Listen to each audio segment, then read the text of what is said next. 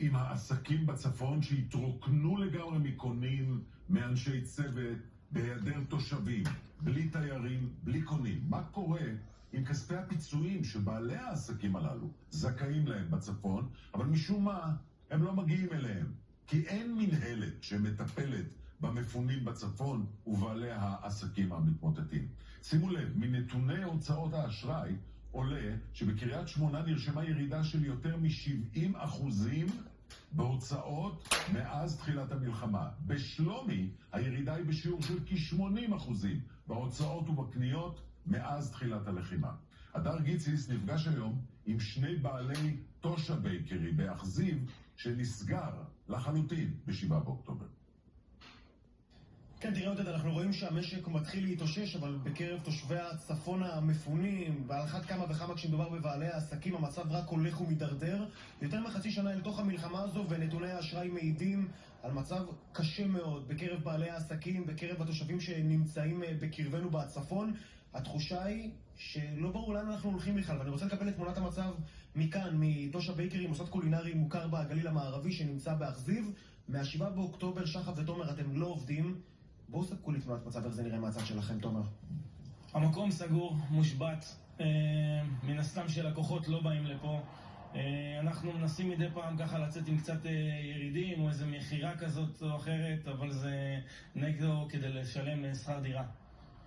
יש לזה השלכות כבדות, שחף.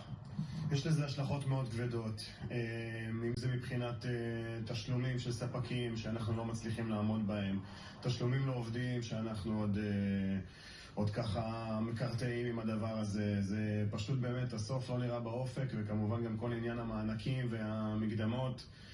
נוכחנו לדעת שאנחנו לא זכאים, שאנחנו ממש משהו כמו 2 קילומטר מהגבול. זה באמת מצב שהוא כבר בלתי נסבל, ואנחנו שוקלים את הצעדים שלנו. איך אנחנו מתקדמים מכאן?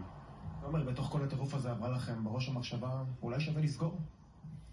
עברו אותך מיליון מחשבות בראש, ביניהם גם המחשבה לסגור את העסק, כי בסוף אתה נלחם בתחנות רוח ואתה לא יודע מה יקרה מחר ואיך אתה שורד את היום הזה. ומה בכל זאת? איך אתם מסתכלים קדימה אם בתוך אי הוודאות הזאת, מה התכנון? בסוף אנחנו אנשים עובדים שרגילים לעבוד קשה בידיים שלהם ומנסים כל הזמן להישאר אופטימיים, אבל אתה יודע, אנחנו כבר עוד שנייה למעלה מחצי שנה במציאות הזאת וזה לא הולך ונהיה יותר טוב. זה קשה. קשה מאוד. תומר, שחף, טושה בייקרי באכזיב סמוך לנהריה. יותר מחצי שנה שהמקום הזה סגור, והם כמונו וכמו יתר הצופים בבית לבטח רוצים שהצפון ישוב לשגרה, וכך גם בעלי העסקים שרוצים כל כך לחזור לעבודתם. הדר, תודה רבה לך. עכשיו